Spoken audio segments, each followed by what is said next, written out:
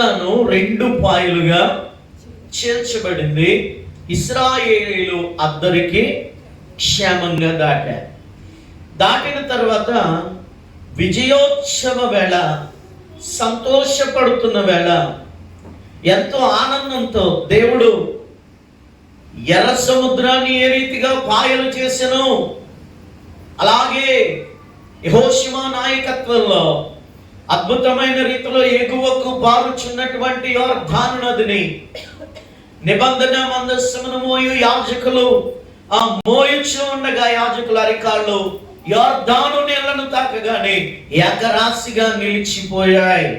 సంతోషపడుతున్నారు, ఆనందపడుతున్న వేళ, సంతోషపడుతున్న వేళ దేవుని బిడ్డలారా, యెహోషువతో దేవుడు ఒక మాట చెప్పాడు. ఏంటి అంటే, యెహోషువ ఆనాడు ఎర్ర సముద్రాన్ని పాయలు చేసినప్పుడు జనులు విని వారి గుండెలు కరిగిపోయేటట్లుగా కార్యాలు చేసినటువంటి నేను, నా భయం దేశమంతటా లోకమంతటా కలుగునట్లుగా చేసిన నేను, మోషే పరిచారకుడు అయినటువంటి నేను ఎన్నుకున్న నాయకుడు వంటి నీ ద్వారా నేనొక అద్భుత కార్యము చేసి ఉన్నాను కదా. అయితే యెహోషువ, నువ్వు చేయవలసింది ఒకటి ఉంది. అయ్యా, ఏంటయ్యా అంటే, యాజకులు అవతలకి దాటక మునిపే ఒక్కొక్క గోత్రానికి చెప్పున 12 గోత్రాల వారిని ఒక్కొక్కరిని ఆ యోర్దాను నదిలోనికి వెళ్ళి ఏ యోర్దాను నదిలో దాటొచ్చారో ఆ మధ్యలో ఉన్నటువంటి 12 రాళ్లను తీసి ఆ గిల్గాలు అనబడుతున్నటువంటి అవతల ప్రక్కన, మీరు యోర్దాను దాటిన అవతల ప్రక్కన 12 రాళ్లు నిలవబెట్టాలి. ఈ 12 రాళ్లు నిలవబెట్టిన తర్వాత ఈ 12 రాళ్ళు ఎందుకు అని మీ కుమారులు అడుగుతారు, నీ తర్వాత తరం అడుగుతారు, ఆ తర్వాత తరం అడుగుతారు, ఆ తర్వాత తరం అడుగుతారు. అయితే ఏ రీతిగా ఎర్ర సముద్రంలో నుండి ఇశ్రాయేలీయులను క్షేమంగా దేవుడు నడిపించాడో అదే రీతిగా యెహోషువ నాయకత్వంలో యోర్దానును చేర్చి ఇశ్రాయేలీయులను అద్దరికి చేర్చిన దేవుని యొక్క ఘనమైన కార్యం జరిగిన వేళ ఈ గిల్గాలులో ఉన్నటువంటి 12 రాళ్ళు ఆనవాళ్లుగా నిలబెట్టబడ్డాయి అని తరతరాలకు ఇది ఒక జ్ఞాపకార్థంగా ఉండేటట్టుగా ఒక 12 రాళ్ళు గిల్గాలులో నిలవబెట్టించు అన్నాడు. అనగానే దేవుని బిడ్డలారా, ఎప్పుడైతే యెహోషువతో ప్రభు మాట్లాడాడో వెంటనే గోత్రానికి ఒకరు చెప్పున 12 గోత్రాల వారిని పిలిచి 12 రాళ్లను గిల్గాలులో నిలవబెట్టించాడు. నిబంధన మందస్సు మోయు యాజకులు వెంటనే ఆ యొక్క యోర్దానును దాటి పొడి నేల మీద వారు అడుగు పెట్టగానే మరలా ఏకరాశిగా నిలిచిన యోర్దాను మరలా ఏ రీతిగా అయితే ప్రవహించేదో తమ గట్లంతటా ప్రవహించిందట, ఒకటిగా మారిపోయింది. దేవుని బిడ్డలారా, ఇక్కడ వరకు బానే ఉంది. ఎక్కడున్నాయి చెప్పండి, చెప్పాలి మీరు. గిల్గాలు అనండి. గిల్గాలులో 12 రాళ్ళు ఉన్నాయి. ఈ 12 రాళ్ళ గురించి చెబుతున్న మాట ఏంటి అంటే, యెహోషువతో ప్రభు చెబుతున్నాడు ఏంటి అంటే, ఎందుకు ఈ రాళ్ళు నిలబెట్టారు అని అడిగినప్పుడు మీ పిల్లలకి మీరు చెప్పాలి. ఎందుకు నిలబెట్టాం? యెహోషువ నాయకత్వంలో ఎదుగో దేవుడు చేసిన ఘనమైన గొప్ప కార్యం. ఈ 12 రాళ్ళు నిలబెట్టారు అంటే ఈ యోర్దానును దేవుడు చీల్చాడు, ఈ యోర్దానులో నుండి కానానుకు వచ్చారు, ఈ యోర్దానులో నుండి దేవుడు అద్భుతం చేశాడు అని ఆ రాళ్లను చూసినప్పుడు ఏమి రావాలట? గుర్తొచ్చేటట్లుగా, అది జ్ఞాపకార్థంగా నిలబెట్టాలి అని చెప్పాడు. దేవుని బిడ్డలారా, మంచిదే, నిలబెట్టారు. తన తర్వాత తరం వారికి ఆ యొక్క అద్భుతమైనటువంటి మాటలను ప్రకటించారు. అనేకులకు వారు దేవుడు చేసిన అద్భుతాలను బోధించారు. అయితే అక్కడి వరకు చాలా అద్భుతంగా ఉంది. అయితే దేవుని బిడ్డలారా, ఈ మరుగున పడిపోయిన, ఈ దాచబడిన యొర్దానులో ఉన్నటువంటి ఈ 12 రాళ్ల యొక్క అద్భుతమైనటువంటి సత్యాన్ని ఈ రాత్రి మనం క్లుప్తంగా తెలుసుకుందుము గాక. ఆమేన్, హల్లెలూయా. యొర్దాను అంటండి ఎటు పారుతుంది? ఏదైనా పల్లమునకు పారుతుంది. ఇది ఎగువకు పారుతుందట. చెప్పండి, ఎలా పారుతుందట? ఎగువకు పారుతుంది అంటే వ్యతిరేకంగా పారుతుంది. అలాగా పారుతున్నటువంటి ఈ నది ఎక్కడి వరకు పారుతుంది అంటే, ఏ నదైనా గట్ల వెంబడి పారుతుంది. కానీ యొర్దాను నదట గట్లను మీద నుంచి పారుతుందట. అది కూడా ఎలా పారుతుంది? ఎగువకు పారుతుంది.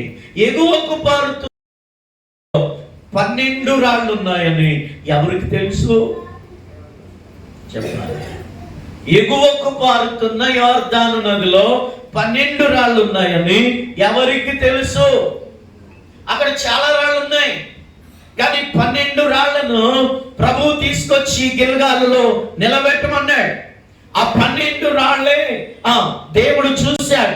ఆ 12 రాళ్లను తీసి గిల్గాలులో నిలబెట్టించమన్నాడు. దేవుని బిడ్డలారా, ఎగువకు పారే యొర్దాను, దాచబడినటువంటి రాళ్ళు, మరుగున పడిపోయిన రాళ్ళు, ఎవరు ఎన్నడూ చూడని అద్భుతమైనటువంటి రాళ్ళు. ఈ రాళ్లకు ఎటువంటి విలువ లేదు. కొన్ని సంవత్సరాల తరబడి ఆ రాళ్ల మీద ఎగువకు పారుతున్న, కోతకాలం ముందు ఎగువకు పారుతున్న యొర్దాను నది కొన్ని సంవత్సరాలు ఆ రాళ్ల మీద ప్రవాహం వలె వెళ్ళింది. కానీ ఏనాడు మరుగుపడిపోయిన, దాచబడిన ఆ రాయి బయటికి రాలేదు. కానీ ఆ మరుగున పడిపోయి దాచబడినటువంటి రాళ్ల మీద దేవుని బిడ్డలారా, దేవుని ఉన్నత దృష్టి నిలిపాడు. హల్లెలూయా. దేవుడు ఉన్నతమైన దృష్టి నిలిపాడు. ఈ రాత్రి ఒకే మాట చెప్తాను మీకు. మన జీవితంలో మరుగున పడిపోయాం, ఎక్కడో దాచబడిపోయాం, ఎక్కడో కప్పబడిపోయాం. మేము ఎంత ప్రార్థన చేసినా పైకి రావట్లేదు. మా పరిస్థితులన్నీ ఎగువకు పారుతున్న ప్రవాహం వలె ఉన్నాయి. మా పరిస్థితులన్నీ తారుమారుగా ఉన్నాయి. మా పరిస్థితులన్నీ ఎవరు పట్టించుకునే విధంగా లేవు. ఇదిగో మా పైన అన్ని కష్టాల వెంబడి నడుస్తున్నటువంటి ప్రవాహం నడుస్తుంది. అది మమ్మల్ని కనీసం ఎదుటి వారికి చూపించడానికి కూడా ఈ నది అంత ఉధృతంగా ఎగువకు పారుతుంది. ఈ అడుగున పడిపోయినటువంటి, ఈ దాచబడినటువంటి ఈ రాయి మీద ఎవరికి కనికరం లేదు, దేవుడు కూడా కనికరం లేదు అని అనుకుంటున్నటువంటి దేవుని బిడ్డలారా, ఈ రాత్రి ప్రభు మనతో మాట్లాడుతున్నటువంటి మాట, యొర్దానులో ఉన్నటువంటి 12 రాళ్లను దాచినటువంటి దేవుడు, 12 రాళ్ల మీద కృప చూపినటువంటి దేవుడు, 12 రాళ్ల మీద దృష్టి ఉంచినటువంటి దేవుడు, మరుగున పడిపోయినటువంటి రాళ్ళు, దాచబడినటువంటి రాళ్ళు, ఉధృతంగా ప్రవాహానికి కొట్టుకుని వెళుతున్నటువంటి రాళ్ళు, ఒకానొక దినం వచ్చింది. ఏ దినం అది? యొర్దాను చీలే దినం. హల్లెలూయా. యొర్దాను చీల్చే దినం వచ్చింది. ఒకానొక దినం వచ్చింది. వెంటనే నిబంధన మందసం యాజకుల భుజముల మీదకి వచ్చింది. యాజకుల కాళ్ళు ఎక్కడ పడ్డాయో తెలుసా? 12 రాళ్ళు. దేవుని దృష్టి ఎక్కడైతే పెట్టానో ఆ 12 రాళ్ళున్న ఆ ప్రాంతంలో యాజకుని కాలు పడింది. యాజకుని కాలు పడగానే నిబంధన మందసం భుజముల మీద ఉండగానే మరుగున పడిపోయిన రాళ్ళన్నీ వెలుగులోకి వచ్చాయి. దేవునికి మహిమ కలుగును గాక. హల్లెలూయా. సంతోషంగా చెప్పండి. మరుగున పడిపోయిన రాళ్ళన్నీ ఇప్పుడు ఎక్కడికి వచ్చాయి? వెలుగులోకి వచ్చాయి. నా ప్రార్థనలు వింటలేదు, నా అంగనార్పులు నాట్యంగా మార్చే దేవుడు లేడు, మా పరిస్థితిని మార్చే దేవుడు లేడు, మా స్థితిగతిని మార్చే దేవుడు లేడు, ఇదిగో మమ్మల్ని పట్టించుకునే నాథుడు లేడు. అనుకుంటున్న వేళ అదే ప్రాంతంలో, అదే స్థలములో, అదే రాళ్ళున్న చోట దేవుని బిడ్డలారా యాజకుల భుజం మీదకి ఏం పడిందట? మందస్సం పడింది. ఎప్పుడైతే యాజకుల భుజముల మీద మందస్సము మోపబడిందో, యాజకుల కాళ్ళు ఎక్కడైతే యోర్దానులో ఆ యొక్క కాళ్ళు నిలపబడ్డాయో మరుగున పడిపోయిన రాళ్ళన్నీ బయటకు వచ్చాయి. దేవునికి మహిమ కలుగును గాక.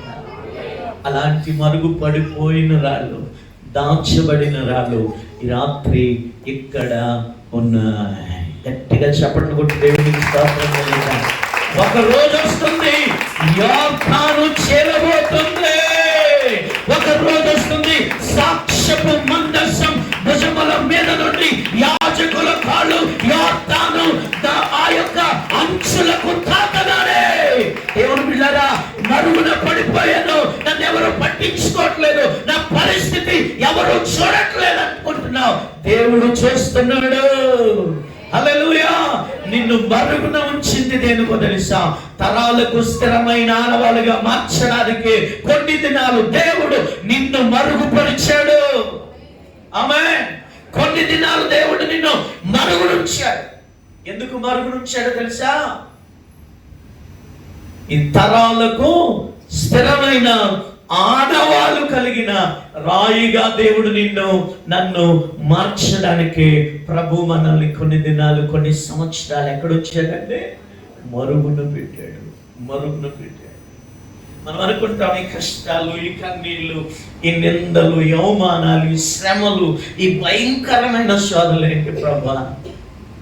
నేను కూడా సేవ చేస్తున్నాను కదా, నేను కూడా ప్రార్థన చేస్తున్నాను కదా, నేను కూడా ప్రయాసపడుతున్నాను కదా, నేను కూడా పరిచర్య చేస్తున్నాను కదా, నా వంతు సహాయం నేను చేస్తున్నాను కదా, మందిరానికి ఏదైనా ఇవ్వాలంటే నేను కూడా ఇస్తున్నాను కదా ప్రభువా, ఎందుకు నా కుటుంబంలో ఈ పరిస్థితి ఇలా ఉంది? దేవుని బిడ్డ, నువ్వు భయపడొద్దు, నువ్వు మరుగున ఉన్నావు. ఆమేన్. హల్లెలూయా. ప్రభువు నీ రాయిని ఏం చేశాడు? దాచాడు. ఒక దినం వస్తుంది, యోర్దాను చీలుతుంది. యోర్దాను చీలితే జరిగే కార్యం ఏంటో తెలుసా? మరుగున పడిపోయిన రాయి తరతరాలకు స్థిరమైన ఆనవాలుగా మార్చునుగాక. హల్లెలూయా. అంటే దాని అర్థం తరతరాలకు స్థిరమైన ఆనవాలు అంటే దాని అర్థం ఏంటి? ఒకసారి చెప్పండి దేవుని బిడ్డ, దాని అర్థం ఏంటి? మరుగున పడిపోయిన రాళ్ళన్నీ ఒకానొక దినాన ఎక్కడికి వచ్చాయి? గిల్గాలులో 12 రాళ్ళు, రాయి మీద రాయి, రాయి మీద రాయి, 12 రాళ్ళు ఉన్నాయి. ఇన్ని సంవత్సరాలు ఈ రాళ్ళు ఎక్కడున్నాయి చెప్పండి? ఏంటి? ప్రవాహంలో ఉన్నాయి. ఇన్ని సంవత్సరాలు ఈ రాళ్ళను పట్టించుకున్న వాళ్ళు ఎవ్వరూ లేరు. ఎన్ని సంవత్సరాల నుంచి ఆ యొక్క రాళ్ల మీద నుంచి వెళ్తుంది? ప్రవాహం ఉధృతంగా పారుతుంది. ఒక దినము రాబోతుంది దేవుని బిడ్డ, నీవు తరతరాలకు దీవెనగా నిలబడే దినం. హల్లెలూయా. మా నాన్న ప్రార్థనా పరుడు ఒకటి ఉండేవాడు, మా అమ్మ ప్రార్థనా పర్రాలు ఒకటి ఉండేది, మా అక్క ప్రార్థనా పర్రాలు ఒకటి ఉండేది. ఆమె తరాలకు స్థిరమైన ఆనవాలు కలిగిన రాయే. ఆమేన్. హల్లెలూయా. ఒక భక్తి పరుడైన నా తండ్రి ఉండేవాడు, భక్తి పరుడైన నా తల్లి ఉండేది.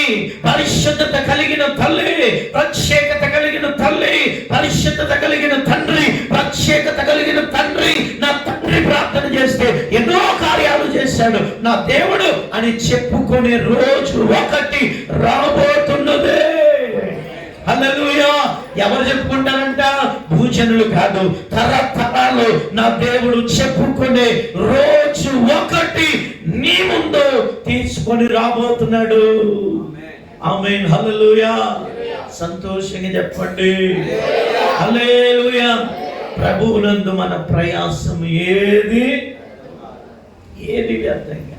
అది ప్రార్థన కావచ్చు, అది పాట కావచ్చు, అది ఇంకేదైనా కావచ్చు, అది పరిచర్య కావచ్చు, అది ఇచ్చే విషయం కావచ్చు, అది ఆదుకునే విషయం కావచ్చు, అది మందిరానికి, దైవజనునికి, దేవుని పనికి, సంఘంలో ఉన్నటువంటి బిడ్డలకు ఏదైనా ఏదైనా ఏదైనా దేవుని బిడ్డ, ప్రభువు నందు నీ ప్రయాస ఏది వ్యర్థము కానేరదు.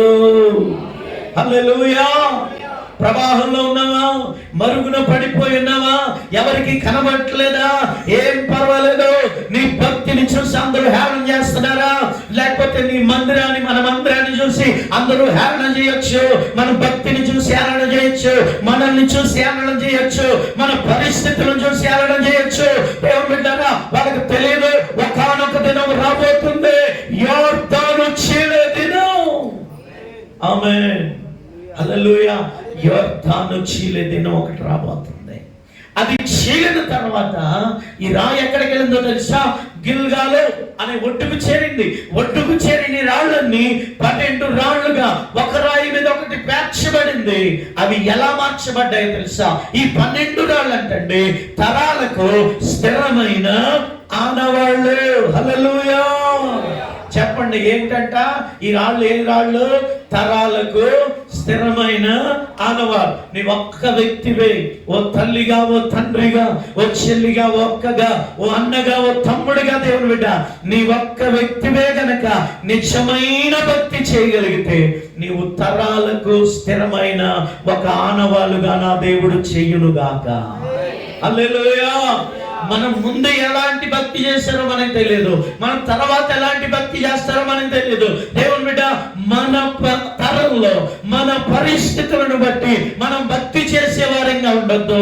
మన భక్తి ఎలా ఉండాలో తెలుసా? తరాలకు స్థిరమైన ఆనవాలుగా మారిపోవును గాక. గట్టిగా చెప్పండి కూడా, దేవునికి స్తోత్రం చెప్పండి. హల్లెలూయా. హల్లెలూయా. మీ పక్కన చెప్పండి, మీ పక్కన చెప్పండి, మీ భక్తి బ్రదర్, నీ భక్తి సిస్టర్ తరాలకు స్థిరమైన ఆనవాలుగా నా దేవుడు చేయునుగాక. నీ భక్తి ఏది వ్యర్థం కాదు, నీ ప్రార్థన ఏది వ్యర్థం కాదు, నీ ప్రయాస ఏది వ్యర్థం కాదు, నీ పరిచర్య ఏది వ్యర్థం కాదే కాదు. అన్ని కౌంట్ చేయబడుతున్నాయి, అన్ని కౌంట్ చేయబడుతున్నాయి. ఒక దినం వస్తుంది, ఒక దినం వస్తుంది, దేవుడు నిన్ను తరతరాలకు స్థిరమైన ఆనవాలు. చెప్పండి, ఏంటది? ఆనవాలు. మా నాన్న, మా తాత, మా ముత్తాత ఆనవాలు, ఆనవాలు. అలా చేయాలి మన భక్తి. దేవుని బిడ్డలారా, ఆరోగ్యం కోసమో, ఆస్తుల కోసమో, లేకపోతే స్థలాల కోసమో, పొలాల కోసమో, డబ్బు కోసమో, బంగారాల కోసమో, ఇప్పుడున్నటువంటి అనారోగ్యాల కోసమో దయచేసి భక్తి చేయొద్దండి. దయచేసి భక్తి చేయొద్దు. ఏదో ఒక రోజు ఇవన్నీ విడిచి వెళ్ళిపోయే ఒక రోజు వస్తుంది. నువ్వు ఎంత ఇచ్చినా నీ వెనకాల వాళ్ళు పాడు చేస్తారో లేకపోతే ఉన్నతంగా ఉంచుకుంటారో నీకు తెలియదు, నాకు తెలియదు కదండి. కానీ నీవు ఒక తరాలకి దీవెనగా కానీ నిలబడ్డావా, ఒక ఆనవాలుగా నిలబడ్డావా, నీ తర్వాత తరం యేసయ్యలో స్థిరపడిపోద్ది. హల్లెలూయా. నీ తర్వాత తరం యేసయ్యను హత్తుకునే తరంగా మార్చివేయునుగాక. హల్లెలూయా. ఒక మాట చెప్పి నేను ముగిస్తాను. మోయాబు అనే దేశంలో ఒక రాయి ఉంది. చెప్పండి, మోయాబు. మోయాబు అనగా తండ్రి లేని దేశం. మోయాబు అనగా భయంకరమైనటువంటి అన్యజనులు నివసించే దేశం. కానీ ఆ మోయాబులో దేవుడు ఒక రాయిని దాచాడు. ఆ రాయి పేరేంటో తెలుసా? రూతు. చెప్పండి అందరూ, చెప్పండి అందరూ, చెప్పండి ఏంటి? రూతు. ఆ రాయిని దేవుడు ఎక్కడ తీసుకొచ్చాడు తెలుసా? మోయాబులో నుండి తీసి బెత్లెహేములో నాటాడు. ఆమేన్. హల్లెలూయా. హల్లెలూయా.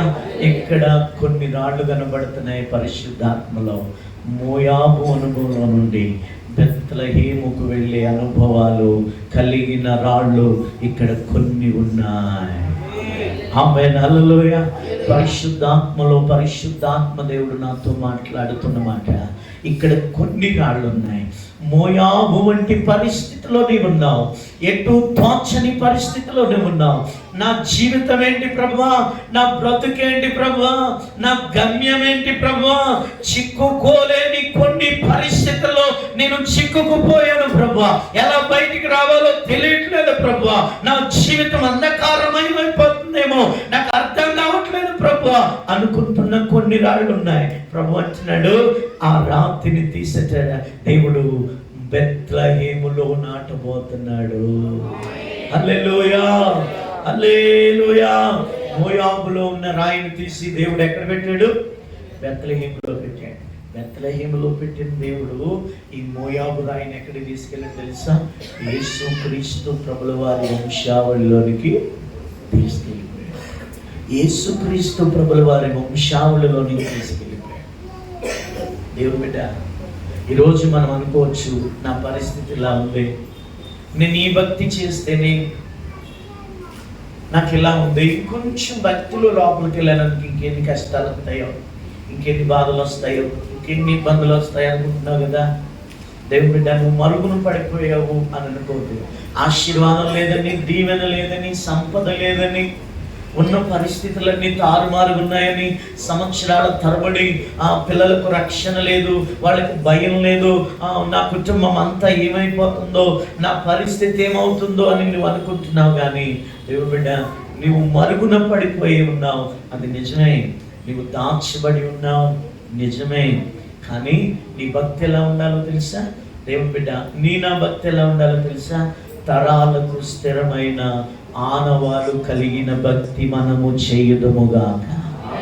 అందరం మోకరిద్దాం, అందరం మోకరిద్దాం. ఓ చిన్న ప్రార్థన చేద్దాం, ఓ చిన్న ప్రార్థన. ప్రభువా, నా భక్తి నాతోనే అయ్యా నాయనా ప్రభువా, అది ముగించబడితే అది భక్తి అనిపించుకోదు ప్రభువా. నా భక్తి నాతోనే అర్థమైపోతే అయ్యా నీవు కార్చిన రక్తం వ్యర్థమైపోతుంది ప్రభువా. ఇదిగోండి నాయన, నీ బలను సమీపిస్తున్న నేను, ఇదిగోండి యేసయ్యా, నా భక్తి తరాలకు స్థిరమైన ఆనవాలు కలిగిన భక్తిలో నేను నడవాలి ప్రభువా. అట్టి ఆత్మ నడిపింపు ప్రభువా నాకు దయచేవా. నామకార్థపు భక్తిలో నేను ఉండకూడదు ప్రభువా. ఏదో కాలక్షేపానికి చేసే భక్తి నాలో ఉండకూడదు ప్రభువా. అయ్యా నాయనా, నేను ఉన్నా నేను లేకపోయినా అయ్యా, ఈ రాయి, ఈ జీవితం, ఈ యొక్క నాయనా ప్రభువా, ఈ వ్యక్తి అనబడిన ఈ రాయి రానున్న తరాలకు దీవెనగా మారాలి.